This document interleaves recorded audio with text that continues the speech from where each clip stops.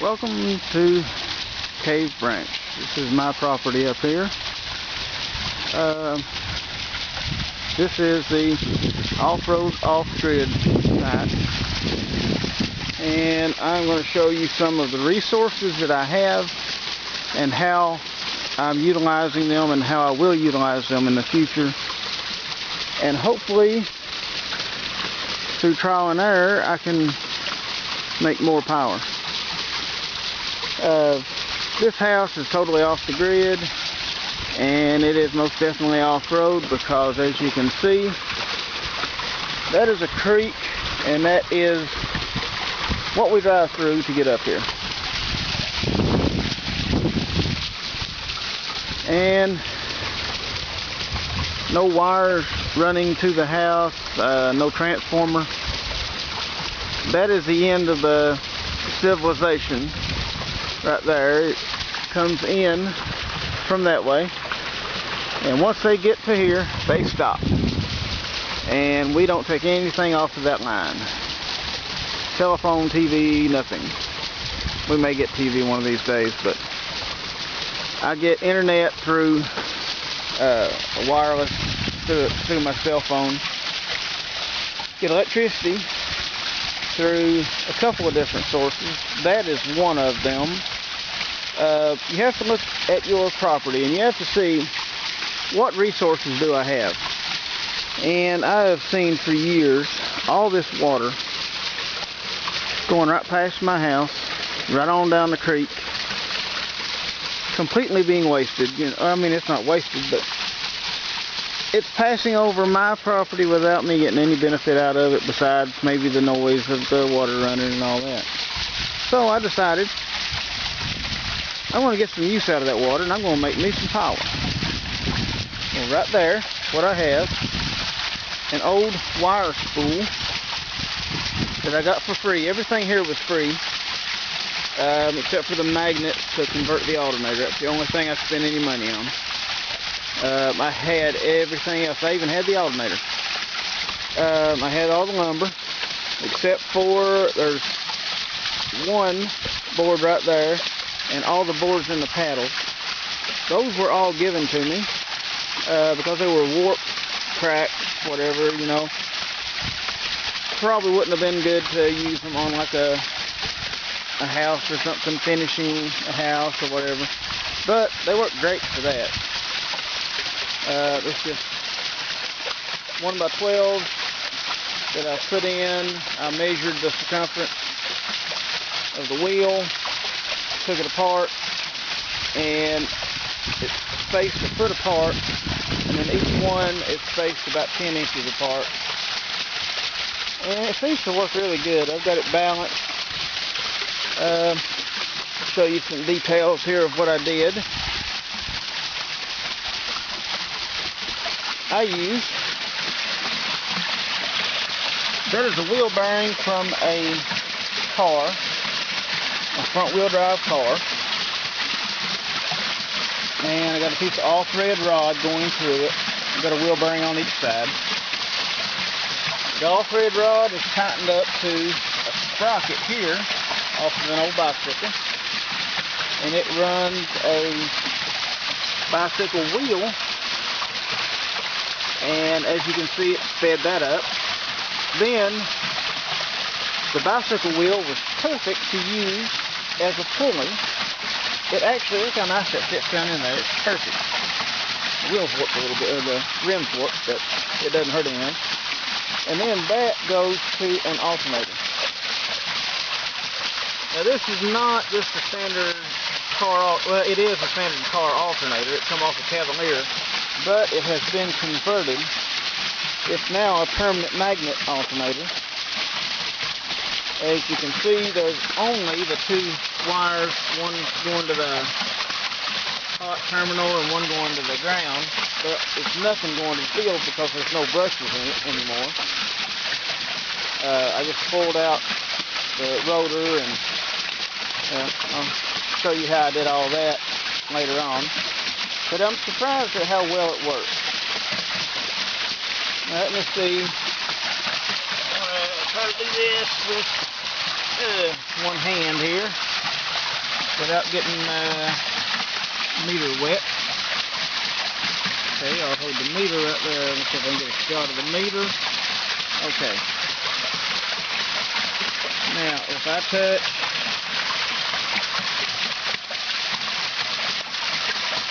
the positive right here, and this is hard to do with one hand.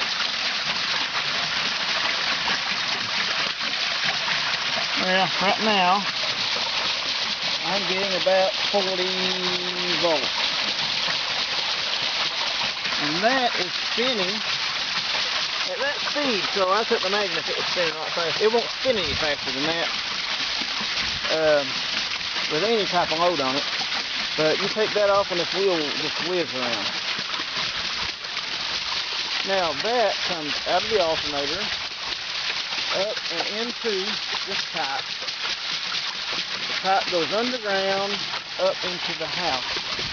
And next, oh yeah, this is my off switch. To turn the wheel off, I take this rock and I put it right down in there. It stops the water. That's my off switch. Now, I will show you the other end. Now, this is inside the house. That is showing that I'm getting a charge into the batteries right now. And that wire from that alternator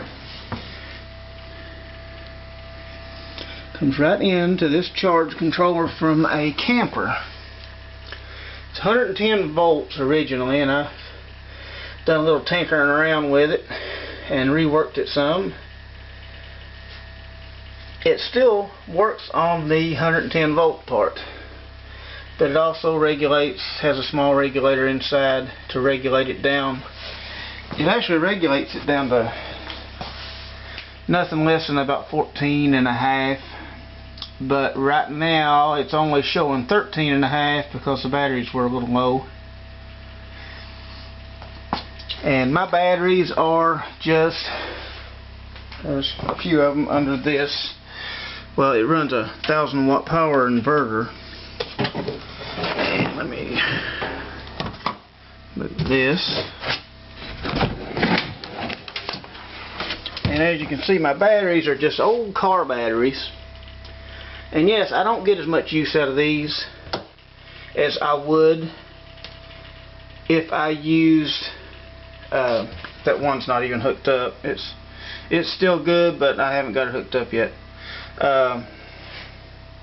If I were to use deep cycle batteries, like I probably should, the problem with that would be they're expensive. I got these, some of them were free. Let's see, this one come in an old car I had, an old Mercedes. That one was gave to me. I gave $10 for that one, gave $10 for that one. And I got this one. A guy had took his old battery, or took that battery out of his truck, and he had bought a new one, and that was going to be his core. And I gave him an old one that was absolutely no good at all for that one. So I got like 20 bucks in all of these batteries, and they'll run like lights and TV all night. And yeah, they won't last as long as deep cycle, and I would like to get deep cycles soon, but that's just what I have for right now. I'm trying to do all this on the cheap. But okay, this power inverter, I got it at, I think, Advanced or AutoZone or something like that. And I'm going to mount it up and everything later, but as you can see, it's got an output. It shows how many watts are being output here in a second. Well, there's nothing on right now. And it shows you how many volts you have going into it. Now this is all free power. This is gravity powering all this. Just the flow of water is powering this inverter, giving me 110 volts through these batteries. And I mean, to me that's kind of amazing. You know, I'm getting this for nothing. I'm getting this power for nothing, and and it runs constantly all the time, and that alternator puts out a whole lot. Now if you get a lot of drain on it and you put a big load on this inverter, that water wheel slows way down, but it keeps, because of the voltage regulator that I put inside there, it keeps the voltage up enough that it keeps the batteries charged, unless of course it completely stops, which it has done before. That's why I need more power sources. Now I need to go through and do a list of the different resources that are on this property.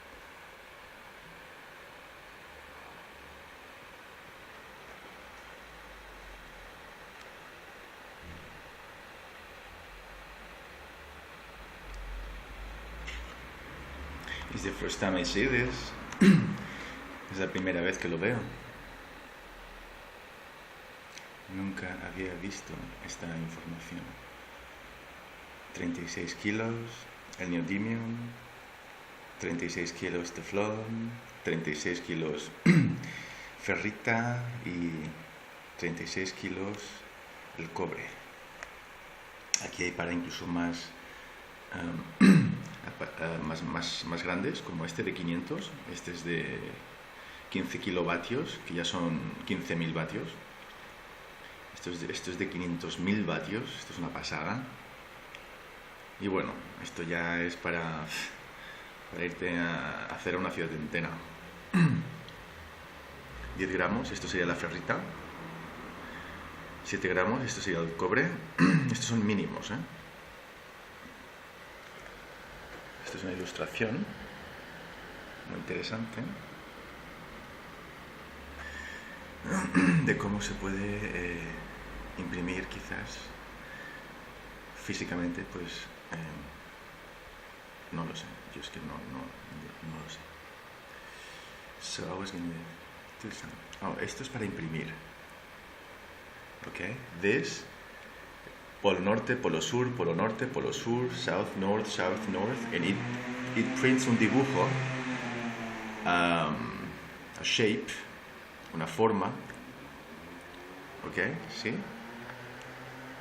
It's really tiny, but you can see cómo dejaría el dibujo. Esto es un líquido metálico